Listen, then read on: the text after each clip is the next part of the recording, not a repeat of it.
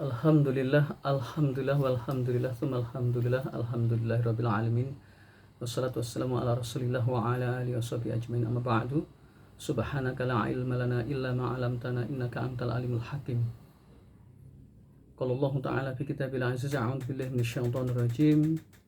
Ya ayyuhalladzina amanu taqullaha wal tanzur nafsum ma qaddamat lighadin wa taqullaha innallaha khabirun bima ta'malun. Wala takunu kalladzina nasullah fansahum anfusahum ulaika humul fasiqun al-ayah. Wa qala Nabi sallallahu alaihi wasallam, ya abdallah kun fid dunya ka'annaka abir sabil aw gharibun. Shadaqallahul adzim. Saudaraku sekalian yang insyaallah dimuliakan oleh Allah, kita terus-menerus bersyukur, tahadus bi nikmah. Allah kasih kepada kita kemudahan memahami sesuatu, kemudahan membaca ayat-ayat suci Al-Quran, mentadaburi isi kandungannya. Alhamdulillah, kita bersyukur pada Allah. Allah kasih pada kita kemudahan tafakkur lil alam kulliyan, sawaun akana fi hunaka fi nabat wal insan wal hayah wal kaun wa kuliha qabla al hayatid dunya wa ma ba'daha kulluha nahnu nufakkiru tafakkaru kama qala ta'ala fi kitabil aziz fi ayatil karimah, hunaka katsirun minal Qur'anil karim afala ta'qilun afala tatafakkarun afala tadabbarun afala ya'qilun. Alhamdulillah, kita bersyukur pada Allah. Allah kasih kemudahan pada kita berbuat baik. Alhamdulillah, walhamdulillah. Saudaraku sekalian yang insyaallah dimuliakan oleh Allah, pada kesempatan yang mulia yang berbahagia kali ini, sahabat-sahabatku Jagakarsa dan sahabat-sahabatku semuanya yang menonton video ini, saya doakan kepada kalian supaya rezeki bertambah, Allah kasih keberkahan hidup Anda, Allah kasih hidayah terus-menerus, Allah kasih yang namanya husnul khatimah, Allah kasih yang namanya anak, istri, rezeki dan kebaikan-kebaikan yang terus-menerus, karena semuanya datangnya dari Allah. Alhamdulillah, walhamdulillah, walhamdulillah, alhamdulillah ya Allah. Insya Allah dalam kesempatan kali ini kita akan membicarakan tentang sesuatu yang mungkin jarang dibicarakan ya. Jadi terus terang ini ada request dari sahabat saya yang Ustaz tolong sampaikan tentang Abdurrahman bin Auf ya. Jadi kalau kita mendengarkan kisahnya Abu Bakar kan sering ya, apalagi Imam Ali, Umar ibn Khattab, Utsman bin Affan, semua tahulah ya. Apalagi ulama-ulama itu membagi menjadi beberapa bagian ya. Kalau khalifah itu sampai Imam Ali, ada Hasan Hussein, ada Abdullah bin Jubair, kemudian atau Umar bin Abdul Aziz ya. Kalau bab zuhud itu biasanya Imam Ali, kemudian salah satunya ada Umar ibn Khattab ya. Kemudian kalau bab tentang ilmu fikih ya, itu Imam Ali, Abdullah bin Mas'ud atau Hudzaifah ibnul Yaman. Atau misalnya yang berkaitan dengan Al-Quran itu adalah Abdullah bin Abbas, fikih Abdullah bin Umar ya, dan seterusnya, panjang kalau kita bahas ya. Nah, jarang yang mengupas kisahnya Abdurrahman bin Auf ya, padahal banyak yang orang tidak ketahui ya. Mungkin tidak ketahui itu mungkin karena nggak baca atau kurang baca itu maksudnya bacanya cuma satu buku, padahal kalau kita baca buku itu kan masing-masing buku itu kelebihannya banyak ya. Makanya saya berusaha untuk beli buku yang mahalnya super mahal sampai yang super murah, sampai saya kemana-mana itu selalu hunting buku, karena saya yakin setiap penulis itu punya sudut pandang dan kelebihan masing-masing. Jadi dalam bahasa Arab itu ada saya diajari oleh guru saya itu waktu kuliah dulu ya, itu falikulisain maziyah. Jadi ada sesuatu kata-kata, ini kisahnya Al-Anzu Al-Fa'ru ya, kisahnya anjing dari tikus ya. Itu ada kata-kata falikulisain maziyah, segala sesuatu itu ada keistimewaannya ya. Jadi ini yang saya tafakur terus-menerus, tadabbur ya. Maka saya juga nanti suatu saat bahkan sudah menyitir beberapa hal, saya akan mengupas tentang hikmah memahami ayat-ayat Allah dalam bentuk hewan ya. Kenapa Allah buat anjing itu seperti itu, tabiatnya seperti itu, maka Allah kasih yang namanya hikmah ya, hikmah. Dan alhamdulillah kita bisa itu, alhamdulillah. Anjing itu memang cumanya suka makan tulang. Jadi kalau orang itu sukanya makan kabel, kata ZMZ, aspal, suka korupsi, makan kapal, pesawat terbang, Sukhoi, atau suka makan beras, ya suka makan beras dimakan anggota dewan, korupsi impor, itu melebihi anjing ya. Itu secara hakikat ya, bukan maksusat. Kalau maksusat mungkin keren ya, pakai dasi, pakai jas, pakai wah, dipuji orang, tapi hakikatnya dia lebih jahat daripada anjing. Kalau dia mengkorupsi harta rakyat. Makanya anjing itu kan cuma tulang, dikasih tulang udah dia taat pada tuannya. Kalau kita itu dikasih rezeki, dikasih anak, dikasih istri, dikasih sehat, dikasih ilmu, dikasih ibadah, bisa ibadah, dikasih banyak, nggak sungguh-sungguh pikir dunia, padahal malaikat sudah di belakang kita sudah. Ya. Baik, kita langsung, karena ini waktu tidak cukup, maka saya akan ceritakan. Saya kasih judul video ini Antul Abdurrahman ibnu Auf. Jadi kisah yang tidak didengar atau tidak pernah diperhatikan tentang Abdurrahman bin Auf. Hampir-hampir jarang orang mengisahkan khusus Abdurrahman bin Auf, jarang sekali. Dan hampir-hampir semua orang kalau mendengar kata Abdurrahman bin Auf pasti akan bilang, wah super kaya, jet set. Mungkin dalam bayangan mereka itu pakaiannya itu mewah, makanannya mewah, kemudian kendaraannya mewah, kemudian serba mewah. Gambaran orang sekarang, gambaran orang sekarang yang akhir zaman itu Masya Allah berbalik 180 derajat dengan penampilan Abdurrahman ibnu Auf. Makanya saya ngalah berkah ini. Saya ngalah berkah karena kita pernah mengalami yang seperti itu, dan saya bersyukur sekali ya untuk bisa menceritakan ini. Dan ini request datangnya dari Allah, mungkin permintaan hamba supaya saya menyampaikan ini. Antul Abdurrahman bin Auf, mudah-mudahan berkah. Yang pertama adalah beliau itu merupakan as-sabiqunal awalun, orang yang pertama-tama masuk Islam di periode Mekah. Berarti kan istimewa banget, Masya Allah, istimewa banget ya. Dan beliau masuk karena ajakan Abu Bakar, jadi 2 tahun atau awal-awal periode Mekah lah ya, itu masuk Islam. Jadi Masya Allah. Dan beliau itu adalah orang yang Masya Allah istiqomah. Ya memang pada saat itu masih biasa-biasa saja, tidak ada yang istimewa. Maksudnya ya seperti kebanyakan mendapatkan siksaan, mendapatkan hinaan. Tidak seperti Umar ibn Khattab yang tidak pernah mendapatkan siksaan. Tapi istimewanya di bidang lain ya. Umar ibn Khattab itu bisa bicara dalam jarak ribuan kilometer, itu lain lah. Nanti kita cerita tentang The Amazing of Umar ibn Khattab ya, insya Allah, amin ya rabbal alamin. Saya cerita yang berikutnya adalah, jadi yang pertama Abdurrahman ibn Auf itu ada as-sabiqun awal, berarti istimewa, kaya raya, super kaya. Utsman bin Affan itu super kaya tapi kalah. Kapan kaya? Nah, kalau Utsman bin Affan itu memang sudah keturunan orang kaya dan orang kaya, derajatnya mulia, tapi Abdurrahman bin Auf itu orang biasa. Tapi Allah takdirkan supaya menjadi perenungan kita semua, beliau itu orang biasa saja tapi kaya. Nah, yang kedua adalah beliau kaya saking kayanya. Jadi beliau itu menikah, pada sebelum menikah itu biasa-biasa saja ya. Tapi beliau oleh Allah dikasih kemuliaan berupa kekayaan setelah menikah. Jadi menikah ya, menikah. Jadi menikah dulu baru kaya ya. Ini takdir. Jadi ketika hijrah ke Madinah itu kan belum beberapa kaya. Jadi setelah bisnis kemudian menikah, kaya raya, Masya Allah. Dan tidak ada yang bisa melebihi kekayaan Abdurrahman bin Auf. Saking kayanya itu ratusan unta itu ketika datang ke Madinah. Bisnisnya Abdurrahman bin Auf itu luar biasa. Beliau berbisnis tepung, minyak wangi, sembako, dan itu yang dibutuhkan. Dan beliau bisnisnya itu pinter, labanya kecil tapi kali banyak, persis bisnisnya Rasulullah. Jadi Rasulullah sebelum diutus oleh Allah sebagai Nabi dan Rasul itu kan terkenal itu ketika dia diikut bisnisnya Khadijah sebelum menikah dengan Khadijah ya. Khadijah itu bisnismen. Jadi wahai saudaraku sekalian, para bisnismen, ambillah untung kecil tapi kali banyak. Itu bisnisnya Rasulullah dan Ibnu Auf, Abdurrahman bin Auf. Dan beliau itu zuhudnya luar biasa. Jadi Abdurrahman bin Auf itu zuhud ya. Zuhud itu kata Imam Malik bukan tidak punya apa-apa, tetapi hati ini tidak tertarik pada dunia, itulah zuhud. Kaya raya, super kaya, mungkin punya pesawat jet, mungkin punya 1000 truk, mungkin punya 1000 mobil Ferrari, tapi gak tertarik, biasa-biasa saja. Itu malah diberikan ke yang lain, malah digunakan kemaslahatan yang lain. Itulah Abdurrahman bin Auf, Masya Allah. Yang ketiga, saudara sekalian, jadi ini yang jarang diketahui banyak orang. Abdurrahman bin Auf itu menjadi imam sholat pada saat Rasulullah hidup, dan di belakang beliau itu Rasulullah. Berarti ini kan luar biasa. Yang sahabat seperti ini sedikit sekali. Salah satunya Abu Bakar, hampir-hampir jarang ya. Ini artinya apa? Artinya Abdurrahman bin Auf itu luar biasa gitu loh. Jadi menjadi imam itu bukan sembarang orang. Dia Al-Qur'annya mahir, fikihnya top. Ya, tentu akan dipilih. Orang akan di situ kan kumpul sahabat-sahabat senior. As-sabiqun awal, berarti apa itu maksudnya?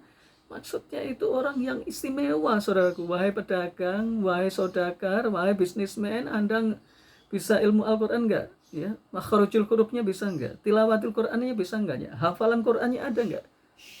Malu dong sama Abdurrahman bin Auf, karena selama ini Anda Abdurrahman bin Auf ya karena bisnis saja, tapi kehidupan Abdurrahman bin Auf nggak pernah tahu.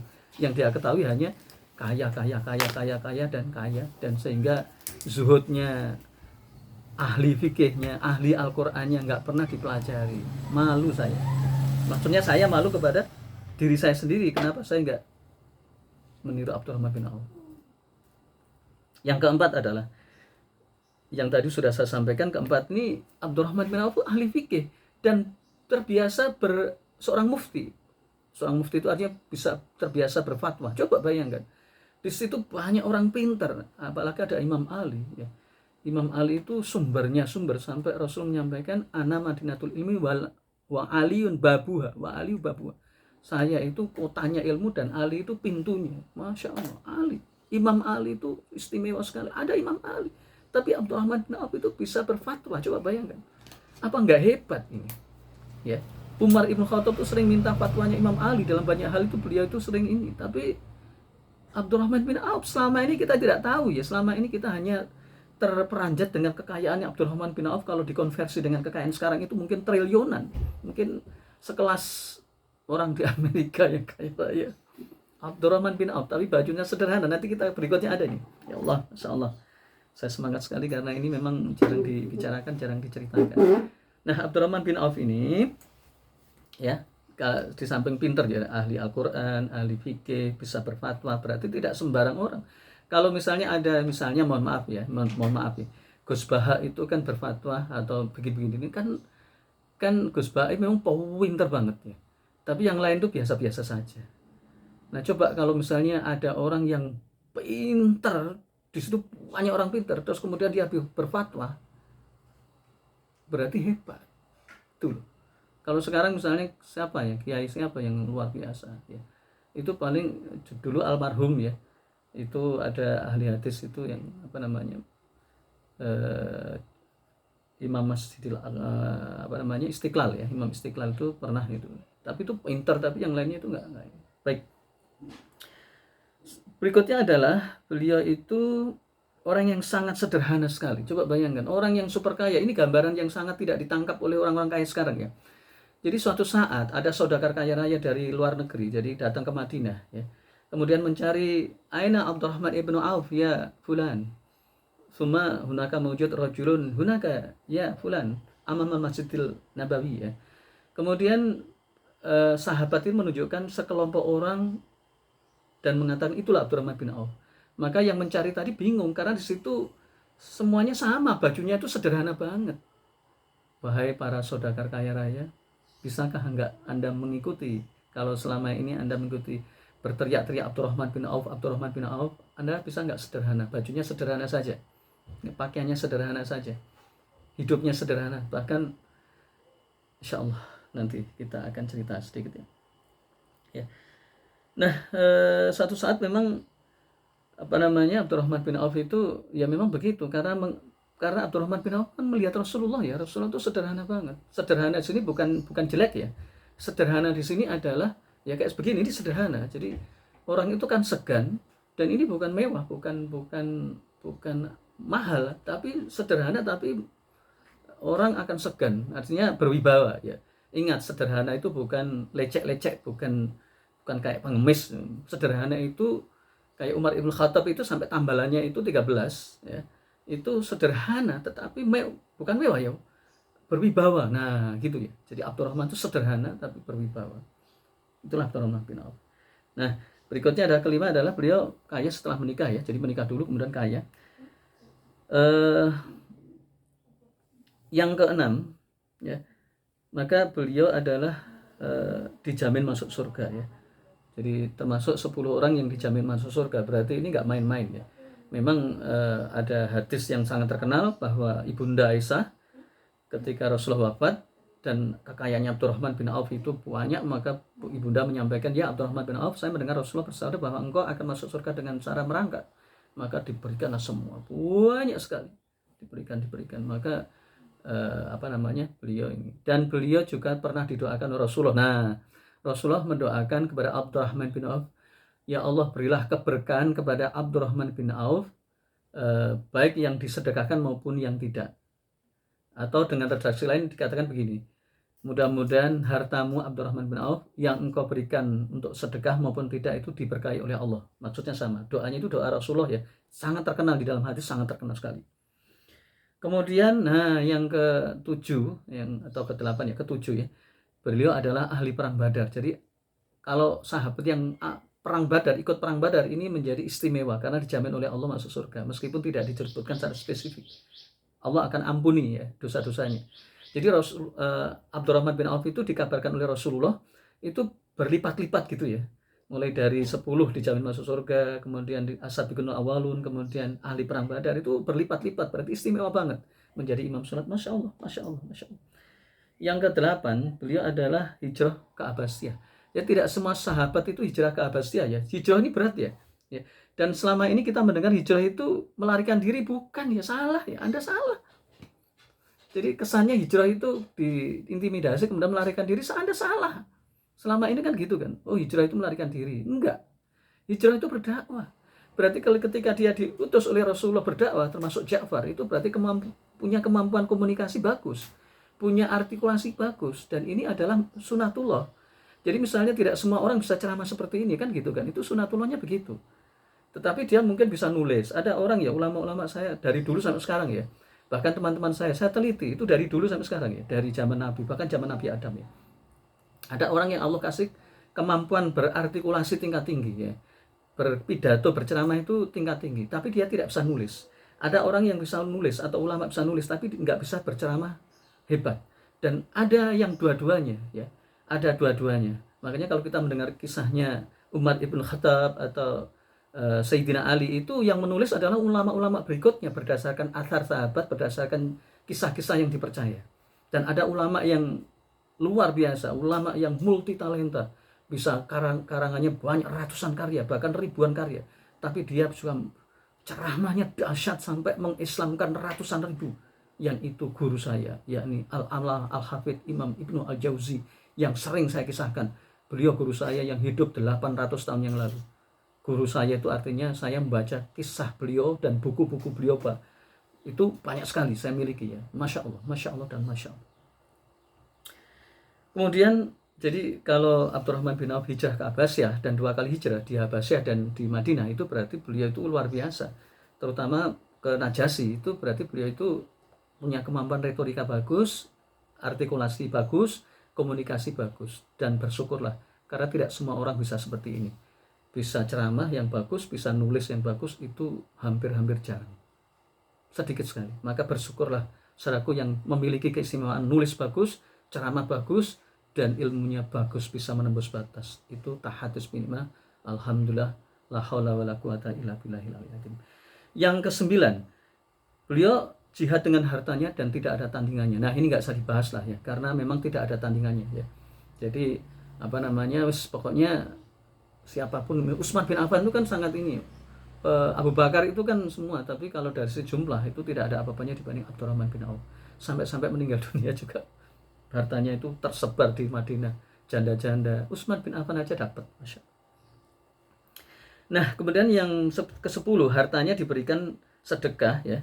Dan itu Masya Allah, di samping didoakan oleh Rasulullah bahwa harta yang diberikan untuk sedekah dan tidak itu diberkahi. Ya Allah, ini doanya Rasulullah ya. Ya Allah, ya Allah, ya Allah. Meskipun kita nggak ketemu Rasulullah, kita punya Allah ya. Makanya kita Allahumma inna nas'aluka rizqan wasi'an ghaziratan thayyibatan barakatan fil hayatina ya Allah. Ya Allah, Allahumma inna nas'aluka rizqan barakatan, Allahumma inna nas'aluka rizqan. Kita mohon terus ya. Karena Rasul nggak ada. Kalau ada saya minta ya doakan supaya dikasih berkah ya. Insyaallah. Nah, kemudian yang ke-11, jadi ada kisah. Jadi nama Abdurrahman bin Auf ini pemberian Rasulullah ya, karena nama di dalam hadis dikatakan nama yang paling baik itu Abdurrahman ya.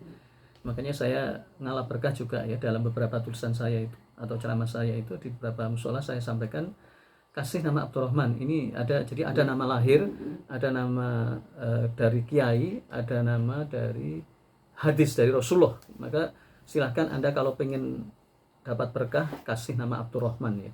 Dan saya tidak pernah main-main dalam hal ini. Kelihatannya sepele, bagi saya nggak sepele.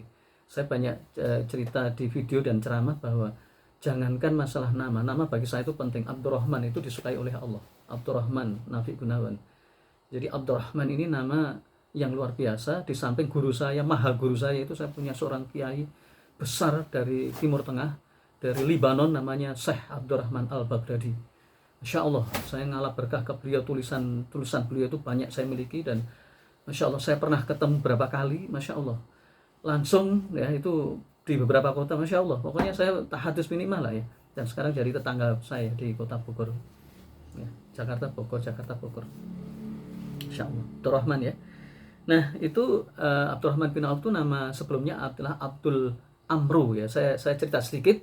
Ada, mungkin kita pernah mendengar Abdul Muthalib ya, Abdul Amru, mungkin ada namanya Abdul Mikdad atau Abdul apa ya, Abdul Hasan mungkin sekarang. Itu artinya begini ya. Dulu di zaman jahiliyah, seseorang kalau mengabdi pada orang lain dan kemudian taat luar biasa, maka dia akan dikasih julukan namanya Abdul Fulan ya. Misalnya Anda punya bos atau yang suka menolong Anda itu namanya siapa, misalnya Roni, Mas Roni misalnya.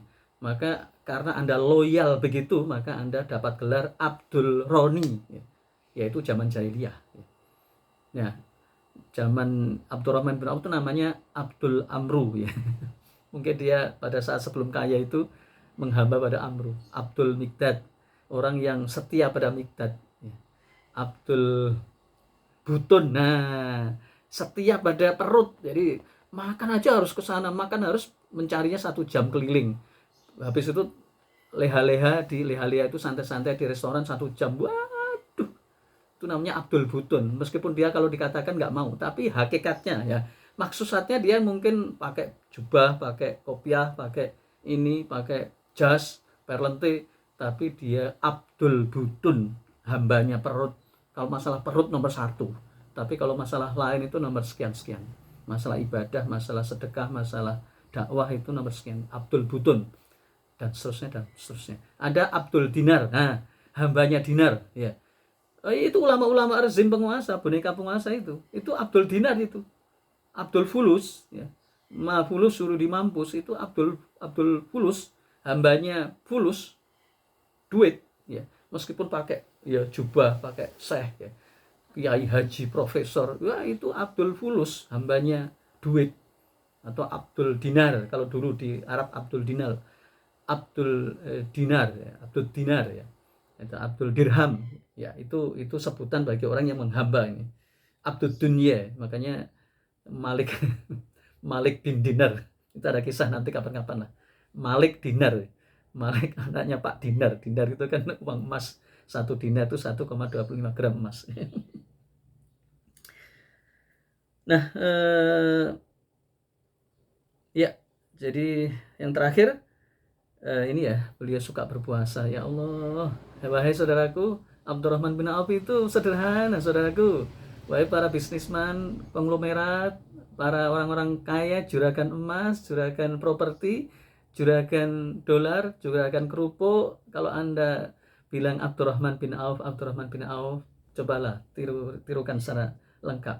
Abdurrahman bin Auf itu suka berpuasa. Ketika dia berpuasa, puasa sunnah ya, dikasih hidangan. Kalau kita kan bilang, wah saya puasa kan gitu kan. Sahabat dulu enggak.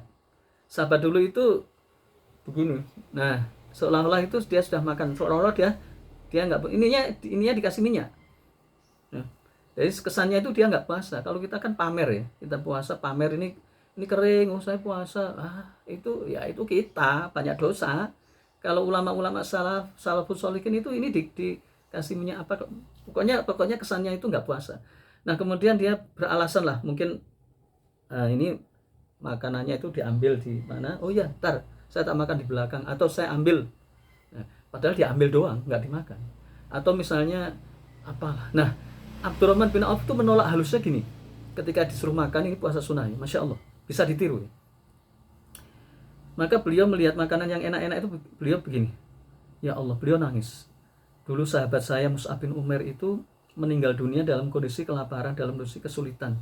Bahkan saking sulitnya itu, kain kafannya itu kalau ditarik ke atas, kepalanya tertutup, kaki bawahnya itu kelihatan. Kalau ditarik ke bawah, itu kakinya tertutup, kepalanya itu terbuka. Itu saking miskinnya di zaman periode Mekah.